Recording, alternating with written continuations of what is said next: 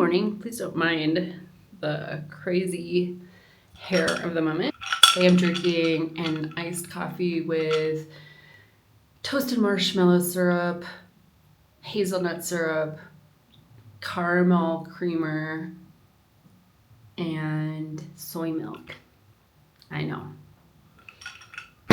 It's only a little bit of each, so my coffee's not actually very sweet. Today I wanted to talk about something a little bit different. We're going to be talking about what the difference is between building a personal brand and just posting content. Because believe it or not, there is a big difference. So if you're somebody who wants to build your personal brand here on YouTube or on any other social platform, this video is for you. Come with me to go freshen up my hair just a little bit.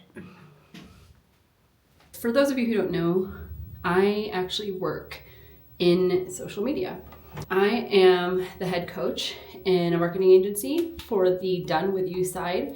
And in our program, we teach entrepreneurs how to use social media to grow their brands online using organic content. So I come across quite a few entrepreneurs and their brands, and we do a lot of social media auditing and teaching techniques and strategies and all of that good stuff. And one of the most common things that I see inside of the group is that while people might be great at actually posting content, they're not necessarily building personal brands. If you don't know, there is a difference, because if you're somebody who posts content, that's great. That's like step one, right? Content is necessary to building a personal brand, and getting somebody over that hurdle to just start posting is one of the largest hurdles that we have. So as long as somebody's posting content, it's so much easier to help shift them into posting a different type of content that would actually help to build their personal brand. See, the thing is, all of us who want to build a personal brand, there's this tendency to teach something, whatever we are gifted at, right? Whether you call that your passion or your expertise, you can call it whatever you want, but there's some sort of thought leadership that we want to share through our personal brands. Now, I thought it'd be fun today to take you, watch me as I burn my hair. I thought it'd be fun today to take you along as I get ready this morning. I'm gonna take my dog on a walk while we chat on this topic. So you'll get to see a little bit of the neighborhood that I live in. And today's getting ready session is gonna be fast because I can't wear makeup anyway. I actually got Sculptra yesterday, and you're not supposed to wear makeup for 24 hours. So I'm just making my hair look decent before we go outside. I mean, truly, I don't mind bedhead. The style that I've been doing lately kind of looks like bedhead on purpose. But, you know, since I can't wear makeup, why not at least do this? I was having a conversation with a friend the other day about aging, and I'm somebody who's really proud to be the age that I am. I'm 41, if you don't know. And I think that in the past, I've been afraid and kind of really concerned with looking younger than my age, but something happened this year and it shifted for me. And it's funny because I know I had just said that I went and got Sculptra yesterday, and some people might say, well, that's, not aging gracefully, and that's you afraid of aging. And to that I say, I don't really care.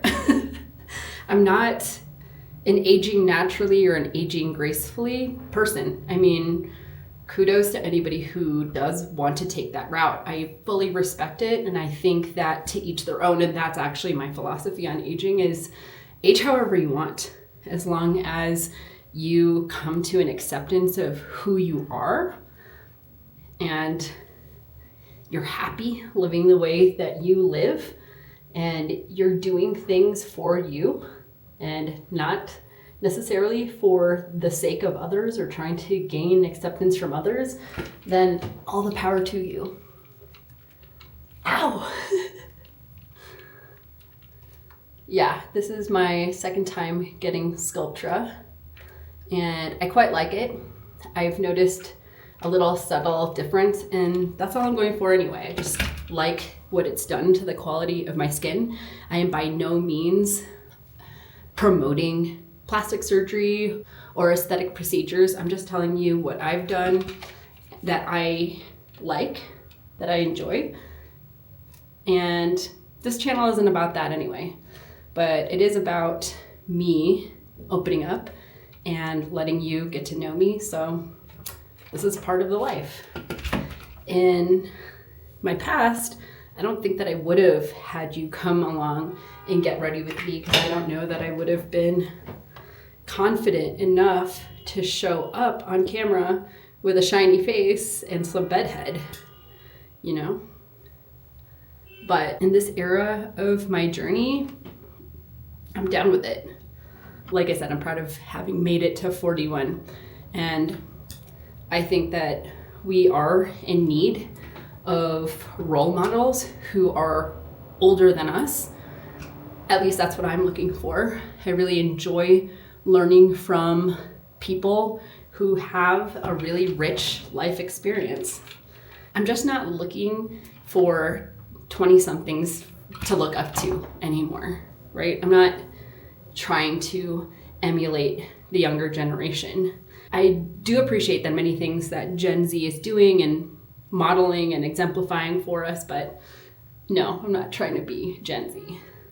If you're somebody who's bothered by talking about aesthetics and that industry, this might not be the channel for you. And that's okay. Here, I'm all about self-expression and aging the way that you want, that makes you feel powerful, that makes you feel confident, and that helps you show up for yourself and for other people. It's so funny that my style that I'm going for with my hair right now is literally like this super bedheady, undone look, and it's like I'm taking time to do it, if you know what I mean. I'm almost done here, but if you're wondering what I'm doing, this channel is not really about beauty tutorials. However, did work in the fashion, beauty, entertainment industry for a very long time as a makeup and hairstylist, and so that part of me will never leave me, and that's quite all right. I will use that talent on myself proudly. Hey, bud. Come on. Good boy. Good boy.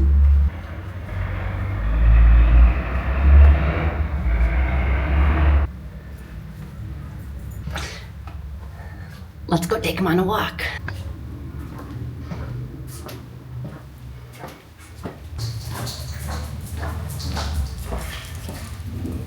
It's cold out here. It feels like it went straight from summer into like the cold part of fall. The weather's always beautiful here, so I do feel really lucky. Let's talk about the difference between posting content and building a personal brand through your social media. Posting content can actually get you a ton of followers and subscribers based on the individual videos that you are posting. And literally anybody can do it. Anybody can post content about anything. The reason why it doesn't necessarily mean that they are creating a personal brand is because content is just information, and we're kind of overloaded with information at the moment online, especially on social media. I am so embarrassed. This is the first time I'm talking to my camera in public. And my dog just wants to sniff right now. I had a one-on-one the other day, and this entrepreneur, she's actually a tax professional, And she's been able to grow her TikTok to about 20,000 followers, her Instagram over 10,000 followers. She has built a 7-figure business.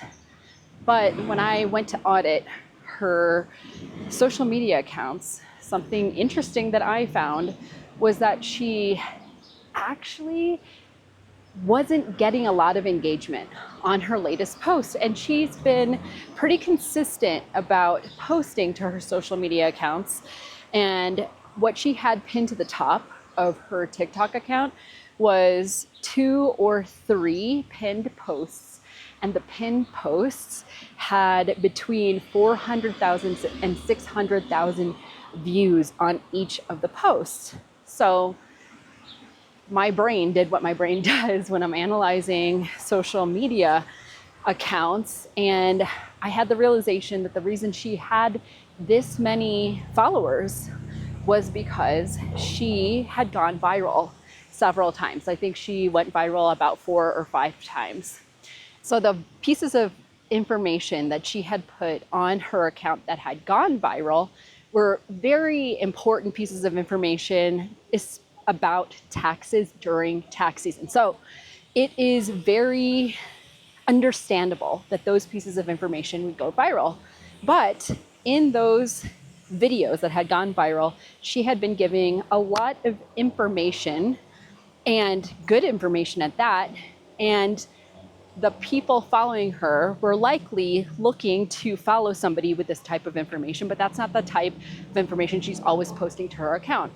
Also, this happens with a lot of creators where you give information, you teach something super valuable, but you are not giving us your personality. You're not giving us that vulnerability, that connection that we're actually craving from watching longer form pieces of content or longer form type content. So yes, a major difference between just posting content and building a personal brand is that you give us your personality. You add your personality into the content, meaning if you're somebody who's teaching something that's very technical, there can still be parts of your personality that you share. It doesn't necessarily mean you need to vlog, but it does mean that you can add your quirks, you can add the things that make you you into your teaching style. Because when people start to feel like they're getting to know you as a person, not just as a resource for information, then they start to follow you for a different reason. And your personal brand all of a sudden becomes personal. And you know how everybody thinks that's what you want to do, like that's a goal to go viral? It actually isn't, because if you go viral and then you don't have anything to follow up with the type of content that you had posted, then what ends up happening is that you see those numbers really, really drop. The engagement drops, especially on a platform like TikTok, where your videos are being shown to new people all the time and not necessarily to the people who are following you.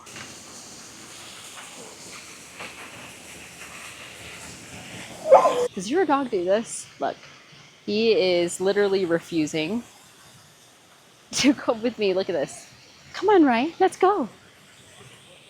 It's pissed. Okay, so it's kind of an outdated approach to try and just go viral with your content, especially on a platform like TikTok. That's liable to happen. Like it's something that can happen to anybody. Like one of your videos takes off, and then especially if it's a trendy video or if it's a video with a lot of information that a lot of people want, and then the rest of your content doesn't have any sort of cohesiveness or consistency to that topic or that style of video, then you'll see the engagement drop.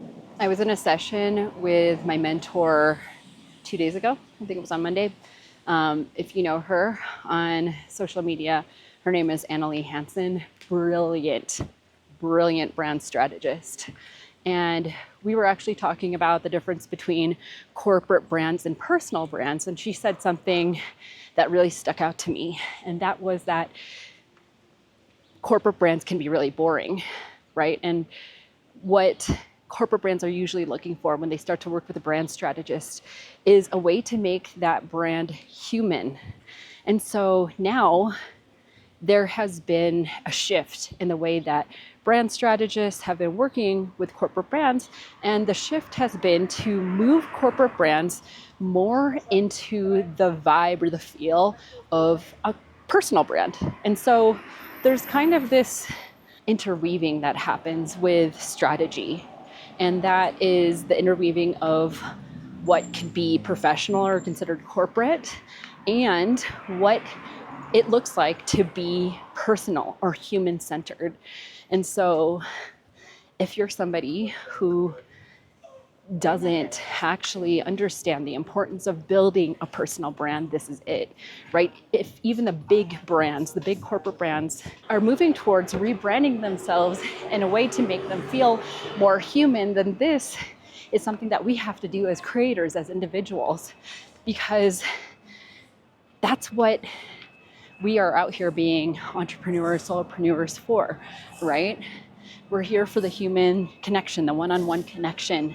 And so just giving information is no longer enough, right?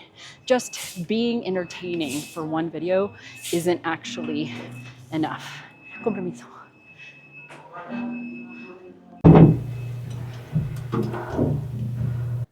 It's true. Okay, Rye, let's go wipe off your feet. Sweet boy. Good boy. Good boy.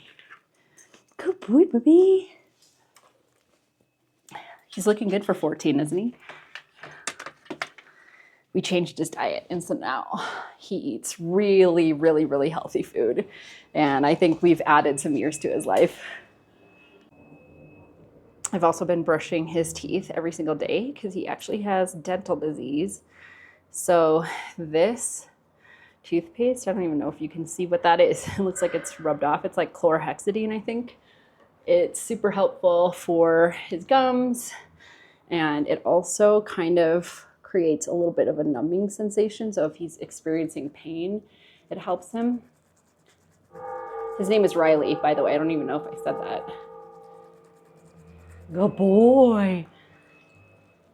He's gotten used to the toothbrushing, but at first it was like shocking to him. He hated it so much. Every time we come in from a walk, we do his feet, and in the mornings we do his teeth. There was a year when I was actually not living with him, which felt like the longest year ever because it was during like a major transition in my life. I had broken off an engagement, and my family and I, it just became really strained, her relationship.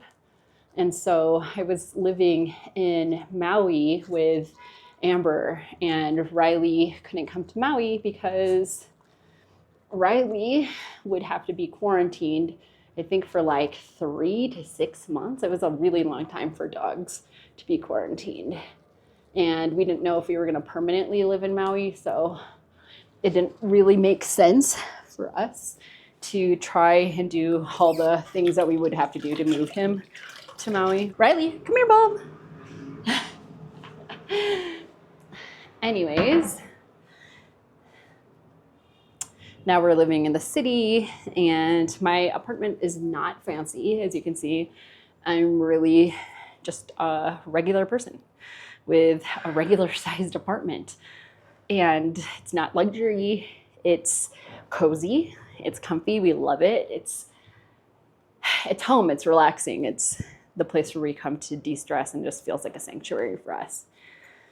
And Riley, of course. Is anybody else obsessed with their dog? I mean, I've had him for 12 years, and every time I look at him, I still think he's the cutest dog I've ever seen. Okay, Bubby, good boy. I really say all this to say that if you're somebody who's wanting to build up your social media, a content strategy is not enough. It's not enough just to know how many days a week you're gonna post and what trends you should be posting. You have to have this other piece of the puzzle too. And it's exactly what I'm speaking to when I talk about the generational differences between elder millennials and Gen X versus our Gen Z counterparts, because it really takes a mindset shift for us to learn how to express ourselves on camera and let our personalities really come through. It is challenging to learn, but it isn't impossible, right? It might feel hard at the very beginning to learn how to speak and make a connection with a camera, but practice